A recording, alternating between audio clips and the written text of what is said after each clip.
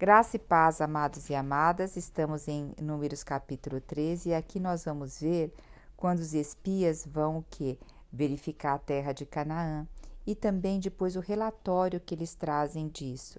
No finalzinho do capítulo 12, nós vimos que eles estavam em determinada parte do deserto e depois eles saíram, partiram de lá e agora eles estavam acampados no deserto de Parã. E o que nós temos aqui no primeiro versículo que diz aqui, em Números 13, diz assim: Yahvé ordenou a Moisés. Olha, eu gostaria que vocês fossem também lá em Deuteronômio, essa passagem também se encontra em Deuteronômio 1, do versículo 19 ao versículo 33. Mas nesse momento eu gostaria de ler para vocês somente dois versículos, que é o versículo 22 e o versículo 23 de Deuteronômio 1. Diz assim: Então todos vos chegastes a mim e disseste: Mandemos homens adiante de nós, para que nós espiemos a terra e nos digam por que caminho devemos subir e como as cidades são. Isso me pareceu bem, Moisés dizendo, de maneira que tomei dentre vós 12 homens de cada tribo, um homem de cada tribo. E aqui o versículo 1 diz assim, em Números 13, Yahvé ordenou a Moisés. Então parece que tem uma incoerência aqui. Foi o povo que pediu para que fosse lá antes de entrar na terra de Canaã verificar como ela era, ou foi Deus que pediu? Então, o que nós temos aqui? Esse pedido ele veio do povo, mas recebeu a permissão de Deus. E nós vamos ver até em outras passagens também assim, que Deus permite as coisas que o povo pede. Contudo, muitas vezes isso acaba trazendo dano, porque o povo vai ver uma coisa por uma perspectiva diferente da de Deus. Então, veja só, antes da gente chegar mais aqui falando da perspectiva que eles viram, vamos ver antes o que aconteceu. Então, o que Moisés fez? Moisés aqui escolheu um homem de cada tribo, haviam 12 tribos, lembra que a tribo de Levi não é contada aqui, porque a tribo de Levi foi separada para servir na parte do tabernáculo. E 12 tribos, se eu tiro Levi, fica quantas tribos? 11. Porém, José, ele foi o quê? 2 tribos, porque aqui vocês vão ver que não tem o nome de José, mas tem os nomes dos 2 filhos de José, que é Efraim e Manassés.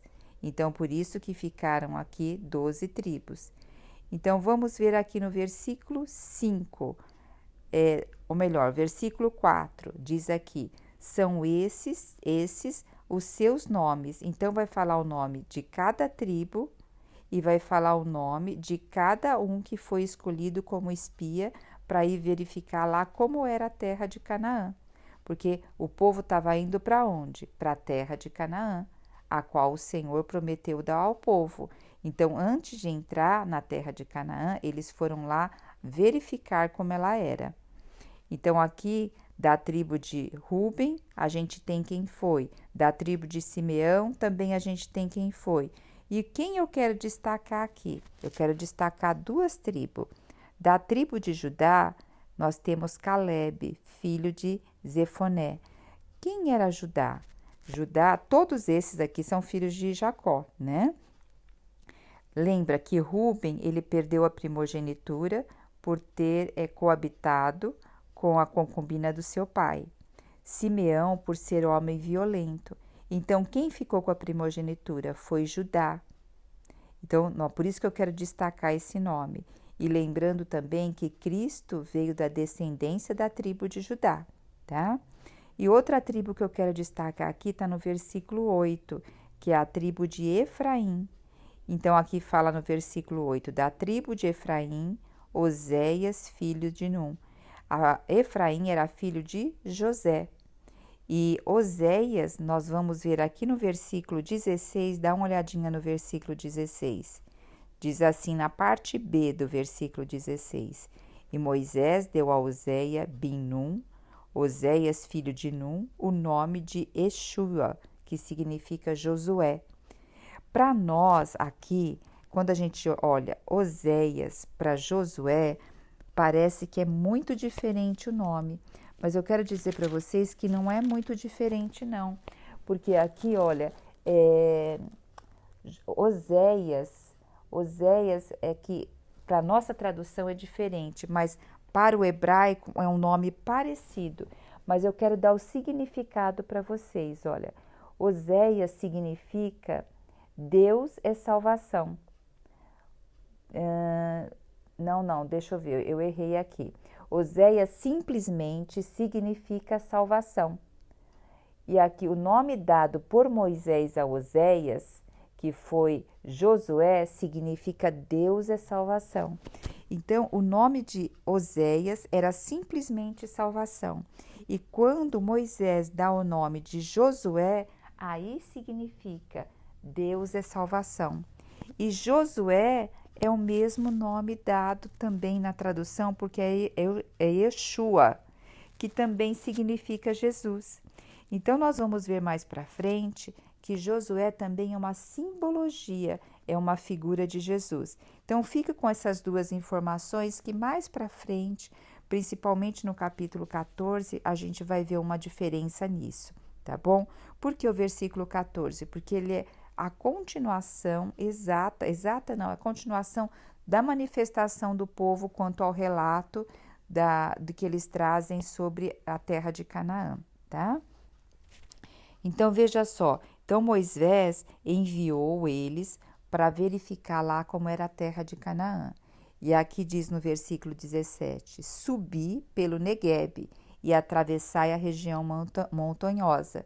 E vocês vão observar o povo que habita ali, se é um povo forte ou fraco, se é muitos ou são escassos, se a terra que eles vivem é boa ou ruim, se eles moram em cidades fortificadas com muro. Vocês vão verificar também se o solo é fértil ou pobre e se existe ali floresta ou não. E aí Moisés diz para eles, sede corajosos e também trazei alguns frutos da terra para que a gente possa conhecer. Então subiram eles para espiar a terra, desde o deserto de Zin.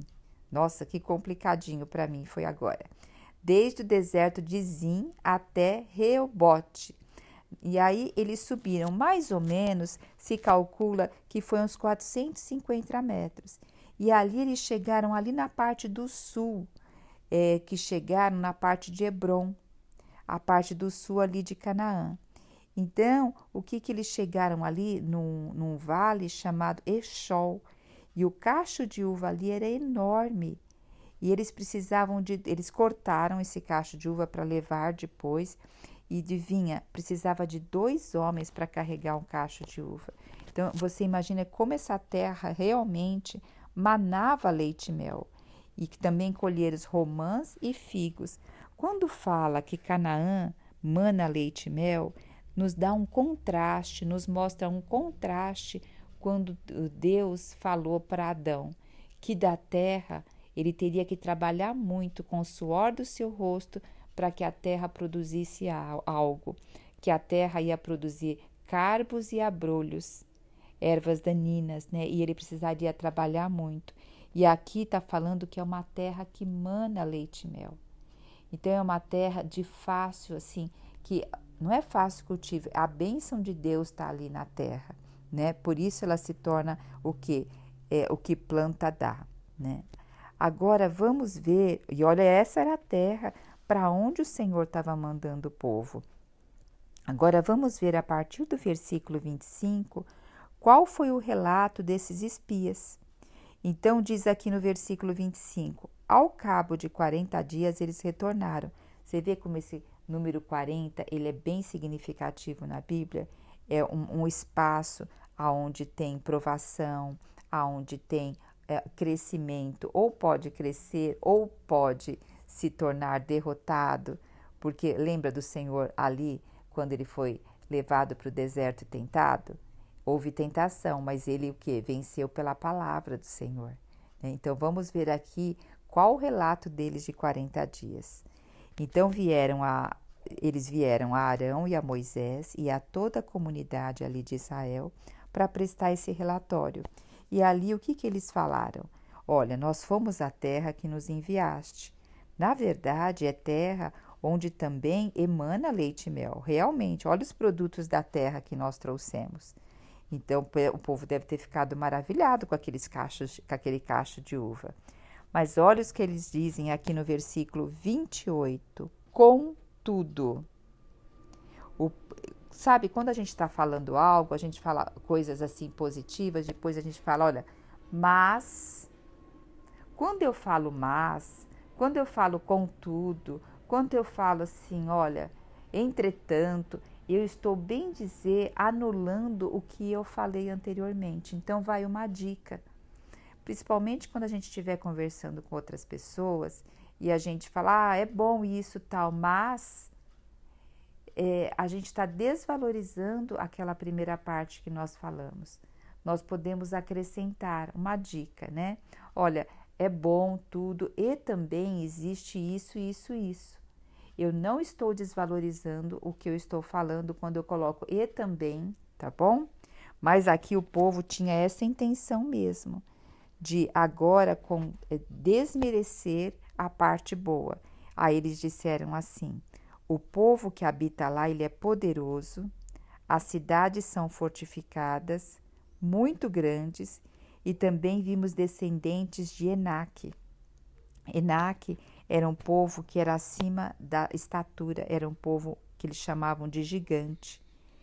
E aqui diz assim, os amalequitas vivem no Negueb, e aí vai falando de cada um onde vive. E começaram a dar um relatório negativo, um relatório conforme o olhar deles, a perspectiva deles. Aí então o que aconteceu? Caleb fez calar o povo. E aí Caleb disse assim, Caleb, lembra? Filho de Judá? Caleb disse assim, subamos e herdamos e conquistamos a terra, porque certamente nós vamos prevalecer com ela. Então imagine 10 espias dando um relatório ruim. Por que eu estou falando 10? Porque no capítulo 14 nós vamos ver também o posicionamento de Josué, tá bom? Então 10 espias dando assim só notícias ruins, dos medos que eles encontraram dentro deles ao ver a terra. E aí se levanta um deles aqui, Caleb, e fala assim, não, para com isso, vamos subir, certamente prevaleceremos contra eles. Mas o que aconteceu? Entretanto, os homens que haviam acompanhado reagiram, não podemos marchar contra esse povo, visto que é mais forte que nós. Então eles estavam olhando o quê? Que o povo era mais forte que eles. E puseram-se a difamar diante dos filhos de Israel a terra que haviam observado. Olha só, começaram a fazer o que? As comparações, começaram a difamar, a colocar mais problemas ainda no ouvido do povo e falar contra a terra que o Senhor ia dar para eles. E disseram, a terra para a qual fomos em missão de reconhecimento é terra que devora os seus habitantes. Todos aqueles que lá vimos são homens de grande estatura. Lá também vimos gigantes, os descendentes de Enaque, diante de quem parecíamos a eles como gafanhoto. Olha, começaram a colocar mais medo, quer dizer, era o medo que eles tinham no coração. Olha que interessante, muitas vezes nós vamos contando as coisas e nós vamos aumentando aquele medo dentro de nós. E aí um outro ouve e aumenta também nele, e aí é aquele ditado que diz, né? Quem conta um ponto, aumenta mais um ponto. Quem conta uma história, aumenta um ponto, né? E quem vai contando, cada dia mais vai acreditando naquilo. Então, o que nós temos aqui? Eles estavam olhando por uma perspectiva humana aquela terra. Porque, veja só, eles eram um povo no Egito que era um povo escravo. Então, eles tinham ali, o povo no Egito, eles viam os egípcios e viam como pessoas poderosas e eles fracos. Só que quem tirou eles do Egito? Quem era a mão poderosa deles? Quem abriu o mar? Quem colocou as pragas ali no Egito? Quem estava em coluna de fogo durante a noite, uma nuvem durante o dia? Tudo o Senhor já tinha demonstrado, era maná diário, era a água que saía da rocha e essa rocha acompanhava eles. O Senhor estava demonstrando todo ali o poder dele para eles, andava no meio deles. Mas eles o quê? Mediante já a um outro olhar, já se viram como um povo sem condições de vencer, viram que a cidade deles era fortificada, porque tudo isso é comparação. Sabe? Nós comparamos muito as pessoas conosco e aí nós o quê? A nossa fé esmorece e entra em nós o medo. E a palavra de Deus diz que o amor lança fora o medo. A vida de Deus em nós lança fora o medo. Então eles começaram a se comparar, achando que eles eram um povo que não tinha condições. Eles tinham cidades fortificadas e eles habitavam em tenda, e eles tinham estatura normal e tinha vários deles que era gigante. Então, quando nós entramos em comparação, o poder de Deus não pode estar na comparação, porque nós saímos da fé e saímos de crer no Senhor, porque fé é crer. Vamos pensar em Davi. Davi, lembra de Davi quando venceu Golias? Davi não era soldado, Davi era pequeno, e quando ele viu lá Golias falando contra o Senhor, ele disse assim: quem é esse incircunciso que blasfema o nome de Deus? Ele não falou assim: nossa, quem é aquele homem grandão, aquele homem forte, que fala com tanta intrepidez e coloca medo em todos nós. Mas quem é aquele homem?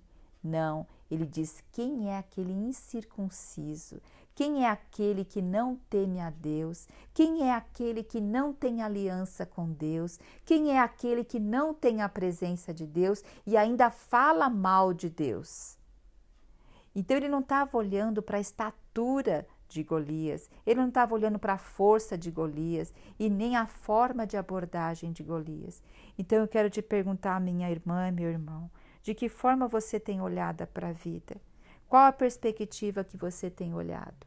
Pensa também na vida de José. José, ele lá junto com os irmãos, ele teve o sonho, um sonho que a lua e o sol se curvavam e as estrelas perante ele. E aí ele falou: mas como assim uma visão tão gloriosa? E depois a vida dele só veio o quê? Problema. Ele foi vendido para o Egito, depois foi a mulher de Potifar, falou uma mentira, ele foi preso, ele sofreu no Egito durante ali um bom tempo. Aí depois o Senhor ali colocou ele como o quê? Governador do Egito. Então, se ele soubesse, se José soubesse que antes dele ser governador, ele teria que passar por todos esses desafios, por esses problemas, por essa tribulação, você acha que ele ia querer ser governador? Muitas vezes, meus amados e amadas, o Senhor não mostra o caminho, ele só vai mostrando assim, um exemplo. Um carro numa estrada escura, à noite, nós só conseguimos enxergar 50 centímetros. A gente avança um pouco mais e enxerga mais 50. E é assim que o Senhor quer, que nós andemos por fé. 50 centímetros em 50 centímetros. Porque muitas vezes, se o Senhor mostrar o caminho todos, nós não vamos querer caminhar. A não ser que nós tivermos um coração de Caleb. Caleb, independente das dificuldades, Davi, independente das dificuldades, eles tiveram ali fé, coragem e seguiram em frente. Então, vamos prosseguir todo dia, passo a passo, né? Não olhar para a situação do mundo, não olhar para os desafios que existem ao nosso derredor. Vamos olhar para Cristo, porque hoje também, ou a gente olha para o Senhor, ou a gente olha para tudo que está ao nosso derredor. E nós vamos falar, se a gente olhar para as coisas ao nosso derredor, nós vamos falar que nós somos o quê? Que nem gafanhoto. E todo o restante é gigante. Então também tem uma postura hoje do nosso coração. Mais uma coisa que me chama aqui a atenção nessa passagem é o seguinte: se o Senhor falou que ia dar uma terra onde mana leite e mel, e eles tiveram a necessidade de ir espiar a terra, e o Senhor permitiu deles irem, por que essa necessidade de espiar a terra? Será que não havia confiança suficiente aquilo que o Senhor ia dar para eles? Então, muitas vezes, o Senhor, ele está tão cheio de bênçãos para nos dar, mas nós queremos ter estratégias humanas. Nós queremos ter a certeza das coisas. Nós queremos só dar passos com muita certeza, sabe? Que a fé é o quê? É eu ir em frente e não enxergando nada. A fé é tocar o invisível. Então, eles aqui primeiro quiseram constatar o que tinha lá. E isso demonstra também um coração já temeroso, um coração desconfiado. Então, prossigamos, amados, prossigamos aquilo que o Senhor tem nos mostrado. No Salmo 23, tem um versículo que diz assim: ainda que eu ande pelo vale da sombra da morte, não temerei mal algum, porque o Senhor está comigo. Então, o Senhor está conosco, não importa a situação que nós estejamos passando, porque Ele é o nosso pastor. Nós ainda não conseguimos enxergar o fim da estrada, mas vai lá em Apocalipse, já está, o nosso nome já está no livro da vida, já tem o novo céus e a nova terra, esse é o nosso destino final. Só que nós estamos aqui, caminhando para ir para lá. Então, vamos olhar para aquilo que nos traz esperança, vamos olhar para o Senhor. Quero ressaltar mais um detalhe nessa passagem. Nós vimos que foram 12 espias para Canaã espiar. 10 espias focaram nas dificuldades, focaram nos problemas que haviam ali e comparando-se eles com o povo que havia ali na cidade. E ali tirando Deus ali da parte do poder, que Deus que sustentava eles. Olha só, se 10 vieram com relatório negativo, por que será isso? Porque nós temos até no nosso cérebro uma parte que chama, agora eu esqueci o nome, mas ele tem um viés negativo. Então, tudo que ele olha com o viés negativo. Por que isso? Desde o Jardim do Éden, foi instalado em nós uma emoção chamada medo. E aí o medo leva à busca da sobrevivência. Então, o homem, ele acaba colocando em si essa necessidade da segurança e da certeza. Só que em Cristo é que nós temos segurança e temos certeza. Então, o que é mais fácil? Nós olharmos os problemas ou nós olharmos aquilo que o Senhor tem colocado como esperança no nosso coração? Por isso que a palavra em Hebreus diz assim: esforcemos para entrar no descanso. O que é o descanso? É confiar em Deus. É confiar que o Senhor está à frente da nossa vida, está à frente de todas as batalhas da nossa vida. Olha como nós temos esse viés de negatividade no nosso cérebro. Muitas vezes nós temos vários episódios na nossa vida que deram certo. E vem o que? Um episódio, vem um diagnóstico, vem alguma coisa que não dá. Porque, olha, um diagnóstico médico, muitas vezes, sobre uma doença que você está, parece que seu mundo desmorona. Já passei por situações assim. E você fica na incerteza do que vai acontecer com a sua vida. Então, você só tem um foco, Deus, Deus. Agora, se você ficar com o foco de tudo que a doença traz, você vai ficar com a tua imunidade mais baixa, você não vai ter forças e não vai estar dando oportunidade de Deus operar na sua vida. Então lembre-se, nós como seres humanos, por causa do pecado e do mundo, o pecado entrou na nossa carne, nós temos uma tendência de olhar mais o negativo. Então o que nós temos que fazer? Nos esforçar para entrar no descanso. E como nós nos esforçamos para entrar no descanso?